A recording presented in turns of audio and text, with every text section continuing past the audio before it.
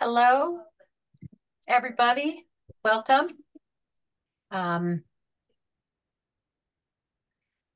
welcome to Greentown Consulting's presentation of pollinator-friendly solar, and our presenter is Jennifer Michelle.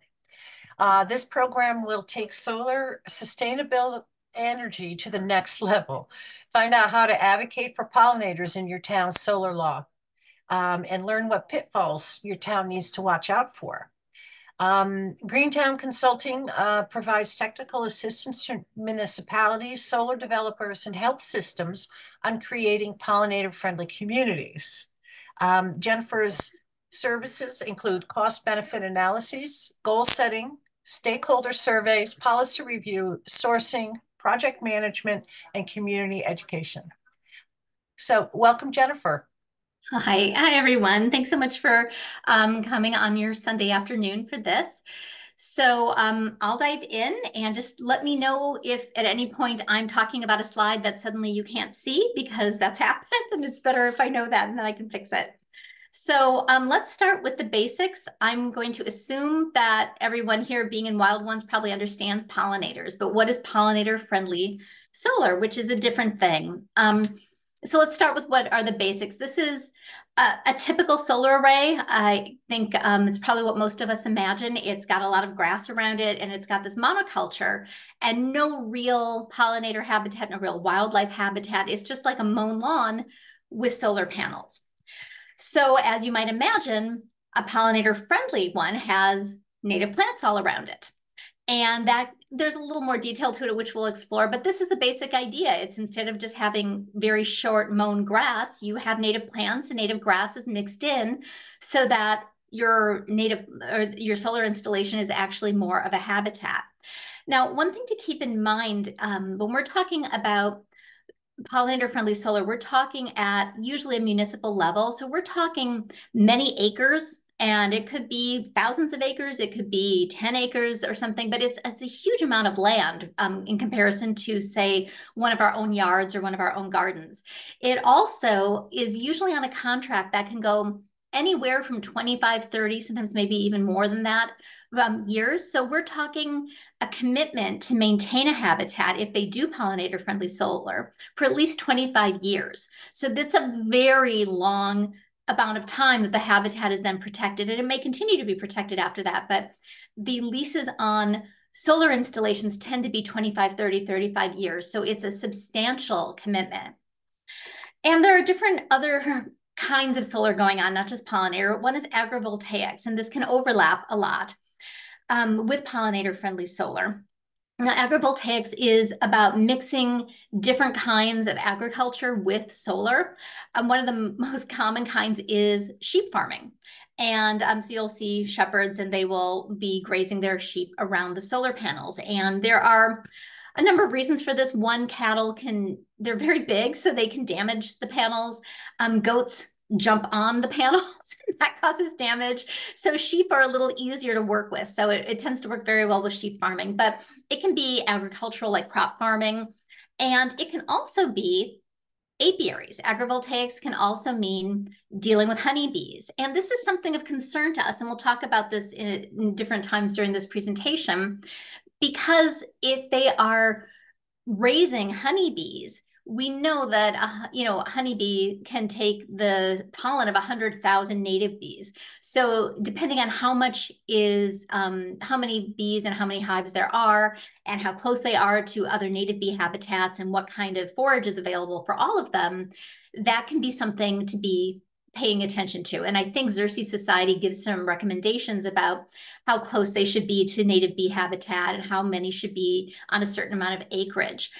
I did just recently have or take another webinar that was hosted by Pete Berthelsen of butterfly and bee habitat, and they give seed to people trying to do, like a town trying to do a native plant installation on a solar field.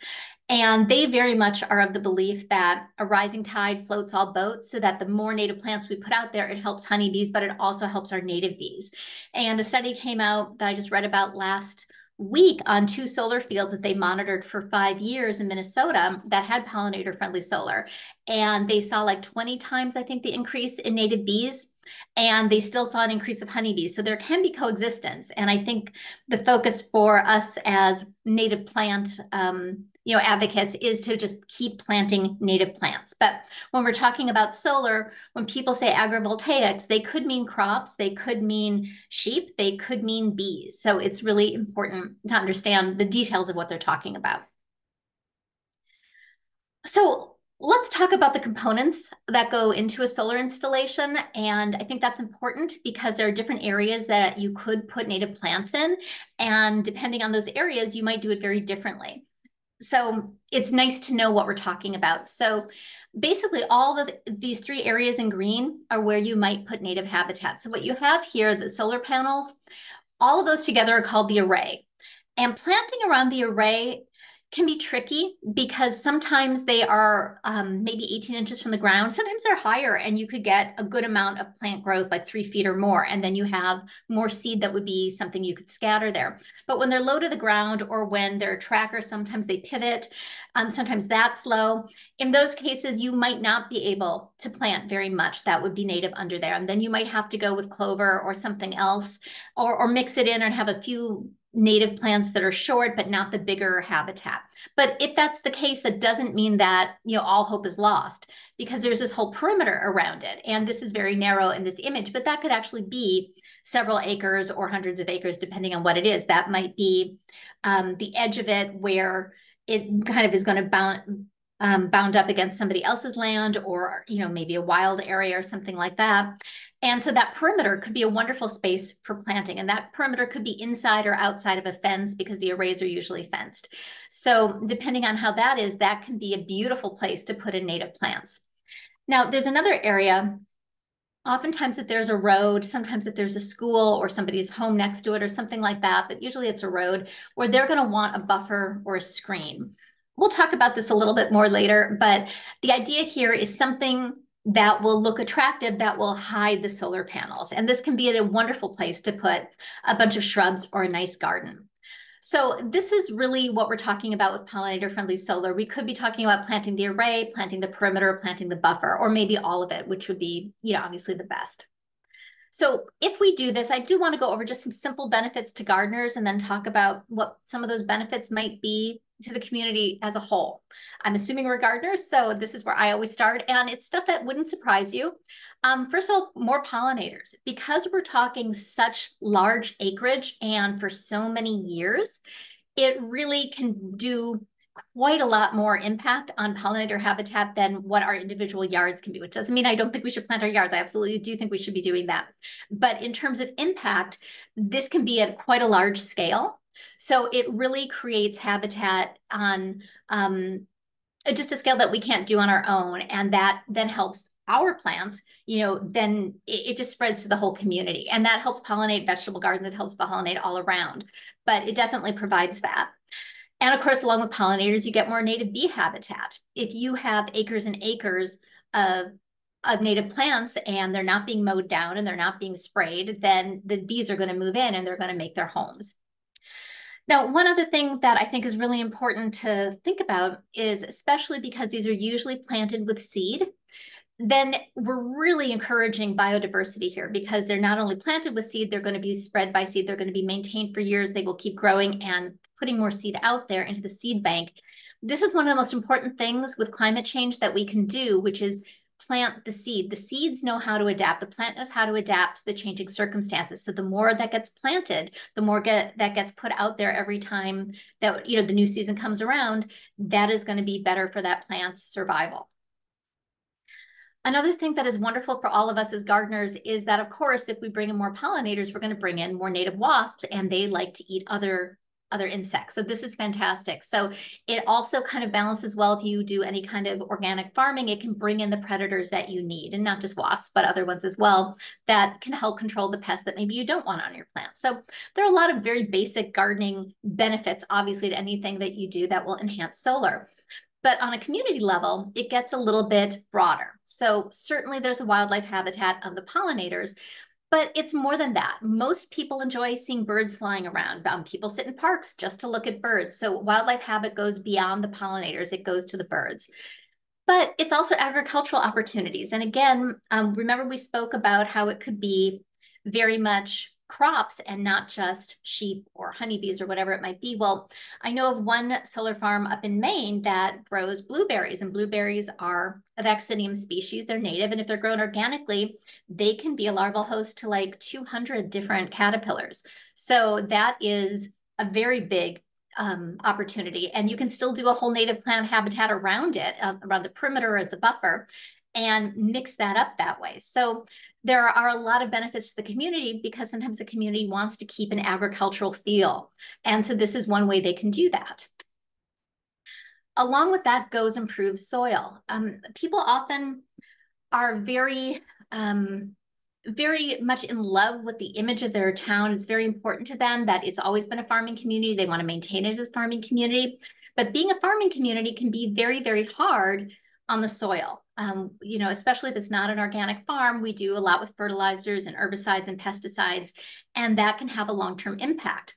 When you do solar installations and you put in pollinator habitat, then what you're doing is guaranteeing for 25 years or more that that soil gets a chance to rest and get nourishment from all the plants just regenerating year after year, season after season. So you wind up with very improved soil at the end. Now, another thing that can be very helpful here is, we might be going a little fast here, so I apologize if that's it, but then one more time for questions. It's the carbon sink. People often think that forests are the best carbon sink, and certainly they are wonderful carbon sinks. But if a fire comes through or somebody chops down a tree and uses it for lumber, all that carbon is released. Whereas with native plants, the carbon is mainly stored in the root systems. So if a fire comes through or something comes through on the surface, that carbon is not released. So this becomes a very big, easily to set up, because unlike a forest, it only takes a few years to set up native plants for many, many acres. So if you maintain it from the beginning, you get a very good carbon sink that is then there for decades. But now there's another benefit that can be very, very surprising. It's actually cheaper to maintain pollinator-friendly solar than it is regular solar. And this is something people don't realize, but if you think about what we looked at earlier, where most installations traditionally have been on like this grass monoculture, it's like on a lawn, even if they're not spraying it to make it look like a perfect green carpet, which of course they're not doing, they are still going to have to mow it. So that is labor cost, that's fuel, and then that's just the time and then the maintenance of the mower. So, and it's, as I say, it's a lot of acreage, even if you're just doing it under the array. So when you switch that to native habitat that only grows to a certain height and doesn't need to be mowed, or only needs to be mowed a couple times a year, once or twice a year, you're saving a lot of money, and that can make a big impact for the developers. So those are all the benefits. Those are the things that on a more immediate scale that are helpful, but also things that your town or your county might be very eager to know about. Certainly, I think in New York, towns are usually the ones who are doing the solar, and they're the ones having the agreements with the solar developers. And so that can be something very important that they wouldn't think of. They think it's something different. They think it's going to be more expensive when that's really not the case. So then we have to talk about some pitfalls, because this is where things get tricky. It's one of those things where the best intentions don't always lead to perfect outcomes. So you can wind up doing everything you can, and your town advocates and installs pollinator-friendly solar, and then it just all falls apart. And it's no different than what we hear about sometimes, where somebody decides to rip up their lawn and they seed it with native plants, and all they get is crabgrass. That's all they get. And something went wrong. So here are the things that more commonly go wrong that your town would need to watch out for. And these are the kinds of things that I help towns think about with my consulting. And this is something that you might want to help them know that they're going to have to worry about, because the last thing you want is your town to advocate for this and be excited about it and then not get it, because then it makes the whole thing seem like a pipe dream. And I will say that pollinator-friendly solar has been doing really, really big size utility installations all across the country. The bigger ones tend to do it automatically now. It's more the small to mid-sized ones that are the ones that might be approaching a smaller town now that don't automatically do this. And it's because it's becoming required to put native plants at the large scales, but under a certain level, it's not a requirement and they might not know about it. So that's where you can really have a big impact if you live in a smaller or mid-sized community. So let's look at what some of these little pitfalls are. Number one is change of ownership. So the way it works usually is somebody is a private landowner. It's usually a farm. And the reason farms are being targeted right now is because they are already cleared. They are already in open areas with sunshine. So it's a perfectly easy thing to go and just put in solar arrays there. You don't have to clear anything. I personally very much prefer them putting it in agricultural areas than I do when they clear cut forests to do it, which I do not think makes any sense. So when this happens, the landowner usually leases it to the solar developer who will own the site and do the installation, and they have to work with the town. There's a lot of agreements about that. But once they have it installed, then usually the original owner changes hands and the new owner takes over and they will maintain it for the next 25 or so years. So right there, as you can imagine, that's when things start to go wrong. So you can have all the best intentions of the original person doing the installation, and it can all go up in smoke. And most towns are not aware of it. So they're not understanding that just because they agreed to it, if it's not in their law, if it's not in an agreement somewhere, there's no guarantee of what's going to happen when the new person takes over. Now, sometimes what they then do is they'll have their town engineer or their engineering consultant make a maintenance plan. And this is fantastic because sometimes those maintenance plans will be very specific. This is how you need to maintain a native lawn or a native landscape. But if it's not required, what happens often is that is looked at and it's filed. The new person who comes on and owns it might honestly not even know that it exists. And if they're not bound to do it, even the first owner might not have to follow that. And the thing is, it's not second nature to these firms yet to install native plants and maintain them. So if it's not really spelled out, if it's not required, and if it isn't given to them and said, you have to do A, B, or C, it just falls by the wayside. So it just gets round filed. And so nobody then is doing it. So you can talk about it, all you want, but then it doesn't happen. And then maybe, 2, 3 years later, the town's like, well, wait, what happened? Why don't I see a lot of flowers when I drive by? Why don't I see that when I stop by? And well, this might be what happened. So that's just one of those things where people think that they're doing everything they should. And because of the system and the way there are these little, I wouldn't even say loopholes, they're just places where miscommunication can happen or where the ball can get dropped. That's where you need to be careful. Now, one of the very big places that the ball can get dropped is lack of knowledge. So number one, the original owner might say, I'll install the seed, but they might not know how to do that or how to maintain it in the first year. So that's one big area where lack of knowledge is a problem.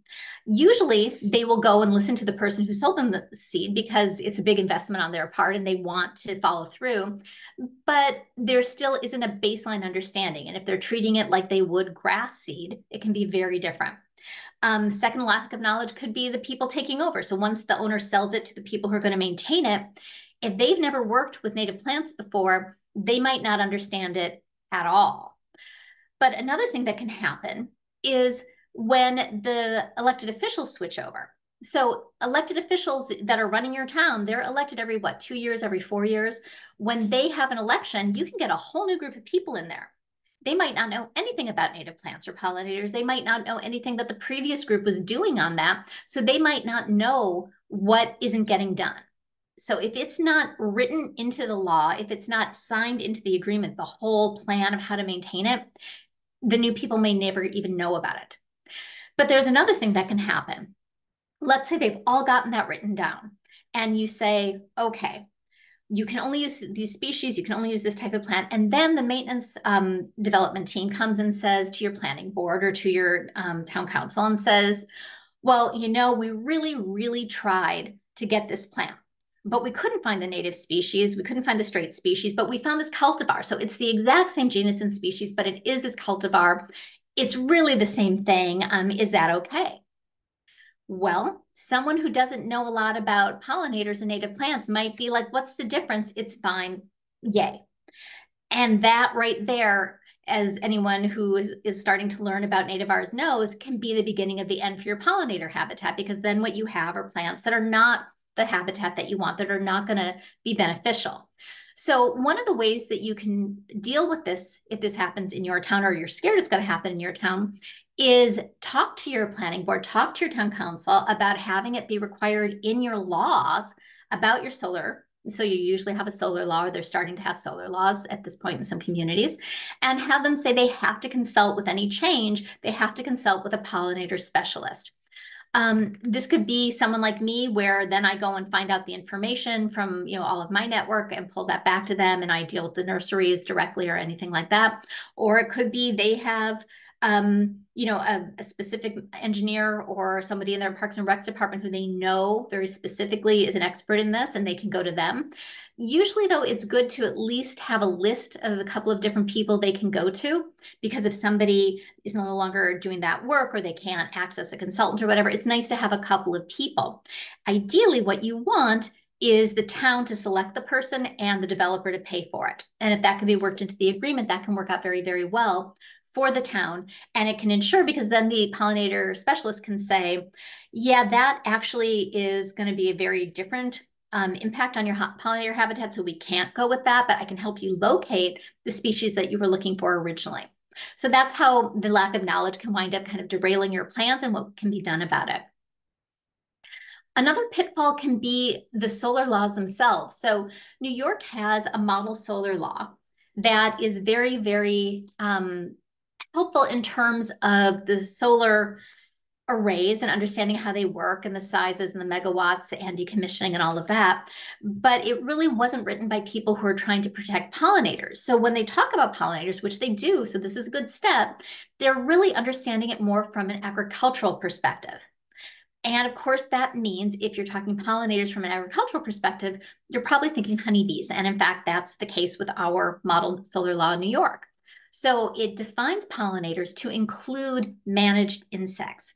So managed insects means honeybees. It could mean, I suppose, a managed bumblebee hive as well, but usually it's honeybees. And the problem there is that means you could be designated pollinator friendly when all you've really done is put apiaries there. And in terms of pollinator habitat and being pollinator friendly, that would qualify under that law, but that's not really what we're advocating for. That's not really going to help the insects in peril, which are endangered native bees, and not to mention all the other pollinators. So if your town is working on a solar law, you have to be very careful to see how they are writing it. And you want to see that draft before they vote on it and give them that information and let them know up front, if you are working with them on it, that if they're following the New York model law, that's not going to be the best way to do it, and they need to put in other protections. And there are protections that you can have, so that maybe there might be apiaries on some of the array, but maybe you want to space that out, or maybe you say, no, there are so many in our town, we've got enough, but you need to have them thinking about it. Because believe me, they are not already thinking about honeybees versus native bees.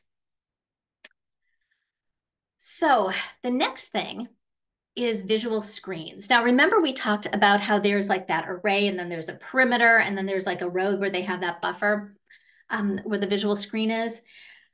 This is a real, in my view, very old school way of thinking about solar installations, which is that utilities are so god awful ugly that we have to keep ourselves from looking at. We cannot possibly let our town see this hideous, hideous utility, because then they would just all be blinded from the horror. And I kind of wonder about why we would install anything in our towns that is so ugly we can't look at it. That's so awful. We don't want to see it. I feel like if it's that bad, maybe we shouldn't do that thing. But certainly when it comes to pollinator friendly solar, it is not such an ugly thing that you need a screen. So what I try and encourage people is, it is fine if you want to have trees and shrubs, that those can be wonderful native habitats as well. But instead of thinking you need to block everything and it needs to be this huge evergreen border, which is usually what they want, just a big hedge, that you can put a garden there that is beautiful to look at. And you can start thinking in terms of the whole area being something beautiful. Just like when you go to a city park, your city park is usually surrounded by roads and there are tall buildings, and yet people find them to be beautiful spaces. And it's because there are trees and there are birds and there are squirrels and there's a little bit of nature there. So that is what I want people to start understanding, that these installations, these solar installations, do not need to be this hideous thing. They can actually be a place of beauty. Now, Mark Feely from Earn Seeds, I said this to me once, and I thought it was a brilliant idea. He was saying that, if they can, put in a bench. And he's so right with that. It's such a brilliant thing because it's a small thing. But if somewhere in the perimeter, somewhere in the buffer, there can be some place where people can sit and enjoy it, then what you've got, instead of it just being a utility, suddenly what you have is a park. And while that may or may not work on all areas, because some are private land and they might not want that, in some areas that is something that you can do. And in all areas, you can still treat it like a park by making it something beautiful that people can look at. You can put up signs, you can let people, be able to view it from the road if they're driving by, and make it something beautiful. So for me, the visual screening is an opportunity to help people see that we can do something lovely, and to help understand that the native plants are going to create a landscape that changes with the season. And helping educate people about that and getting them to see it as something lovely is part of our efforts to help them understand that native plants and pollinators create a beautiful, beautiful landscape wherever they are, in our homes or in the solar arrays. So another thing that happens is people misunderstand the timelines. We all know that you don't just plant a seed and the very next year you have a beautiful meadow. It does not work like that. Unfortunately, when you plant grass, it does work like that. If you plant lawn grass, it does. So towns don't understand, and solar developers don't understand, that this is a few years of commitment. There's a lot of specific maintenance up front. It's not usually an outrageous amount, and it usually winds up still being cost effective because you would otherwise be mowing and mowing and mowing. But they have to understand it. And usually the nursery where they get the seed will tell them, this is how you want to install it. This is what you need to do. But if the elected officials don't understand that, if the developers don't understand it, if there's not already an understanding going in that this could be a 3-year timeline, then what happens is a year in, 2 years in, especially if you have new elected officials that don't understand what was being attempted and implemented, people can get very frustrated and they can be like, this isn't working. It just looks awful, or it just looks random. And then they can mow it or rip it out and start over with grass seed, and that's not what you want. So from the very beginning, you want to watch out for this pitfall and help people understand that this is this length of time, and it's maybe a 3-year timeline to get it going. And I tend to think that that's also important to put into the agreements so that people who come in, the future elected officials, can look at that and go, oh, we weren't expecting this to look good until 3 years down the road anyway. I also think that they often look good earlier than that, but I've certainly heard of people being elected and ripping, out lawns that had just been converted. So I wouldn't want that to happen to all this acreage and all this potential. So those are the main pitfalls, but there are things you can do. There are steps you can take to help advocate in your town. And it is a little bit of community activism, but it's pretty minor, and I think it can have some pretty big impact. So I would hope you would consider it. One is to just ask your town to require pollinator-friendly solar in their solar law, especially if they haven't already written a solar law, which some are just starting to do right now in New York and other surrounding communities. But even if you already have a solar law, it's worth asking them to revisit it and see what protections they're putting in for pollinators, because this is not just in the seeding and the maintenance, it's also the decommissioning. Once they remove the solar arrays, right, 25 years down the road, what are they going to put back? Are they going to rip out all that habitat? Are they going to leave it there? Usually it has some rule about you have to leave it. You have to put back what was there, or you have to leave whatever you've built, whatever, what would you call it? Whatever vegetation you've grown in. So you want to have something in there that alludes to maintaining the native habitat, unless you know for a fact it's going to revert to the farmer and they want to use it for something else. But you want to at least have it addressed. I just went backwards there, didn't I? Okay, another thing you should do is consider talking to your planning board. The planning board in your town is probably the one that's going to be talking with your solar developers first. And they're the ones that are going to have specific requirements. They're the ones that are going to approve it. So if they don't know anything about pollinators and pollinator-friendly solar, if they don't know anything about native plants, then that's going to be a weak link in your chain because they are not going to know to require it. This is often a big learning curve because it can be very new unless you have a town that is very environmentally conscious, which some of you probably do, but some of you might not. My town's kind of slowly coming on board, but a little bit of education can go a long way. Speaking of education, I think one of the most important things to do is talk to your town about native bees versus honeybees. Most people don't have a clue. And the more we hang out with people in groups like Wild Ones, the more we think everybody knows this, but they do not. And so when people talk about pollinators, they worry about honeybees because we've all heard about, the varroa mite and things like this that are affecting honeybees. And this is obviously still a serious situation, but they don't understand that the endangerment is even more severe with native bees, and that native bees are at risk of extinction, which honeybees are not, and that they have very different requirements. People are often totally surprised to hear that native bees are solitary and that they need open ground or stems or entirely different things, that they don't live in a group, that they don't have a hive that goes on perennially year to year. They don't know.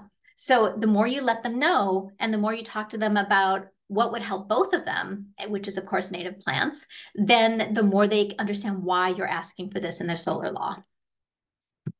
There are other things that you can bring to your town's attention. One, there are solar scorecards. New York does not have one, though it refers people to their original solar law, which kind of mentions pollinator, but very vaguely. But various states all across the country, there are a number of them, have solar scorecards that to get past the planning board, you have to meet those criteria. And those criteria could be things like percentage of native plants, seasonality of bloom. They can be very, very specific. And to the point, honestly, where sometimes it cannot work very well for the developer because sometimes just the basic setup under the array, they can't do it, but they could maybe do it the perimeter or the buffer. And sometimes those scorecards are not always very understanding of the equipment. But you can work with your town to understand that and come up with something that very much encourages the right habitat and gives all the specifics there. The scorecards can be very specific. Another thing your town might want to be aware of is the investment tax credit. Now, I am no financial expert, but I do know that this was recently expanded so that municipalities who are nonprofits usually, so I mean, not usually, that's what they are, so they wouldn't normally be able to get a credit because they're not paying tax, but they can get a direct payment now for this amount. So it becomes something that if they install solar, they now have access to, and that financially can be a very big boon to them. So that's something to have them explore, see whether it applies to them. It's something that would not have applied to them in previous years. Another thing that can be very good is to simply show up at public hearings. Even if you're not reaching out actively, you might see that they're holding a public hearing about a solar project or just to find out what you want in terms of sustainability or any of these things. And that is a chance for you to say, yes, I want pollinator-friendly solar. I want you to push for that. Whenever we have an election year, that is a very good time to start talking to people. In my town, we just had a couple of new people come on from the last election in November to our council, and I called them and said, well, what do you think about pollinators? And they're supportive. So that's something they probably wouldn't have thought of before, but now it's starting to be something that's there just simply because I'm asking about it. So that's really what pollinator-friendly solar is. It's a big opportunity to get a huge amount of acreage in your community for pollinators. If you have more questions, this is where you can find me. I have some blog posts on this. I have some other information.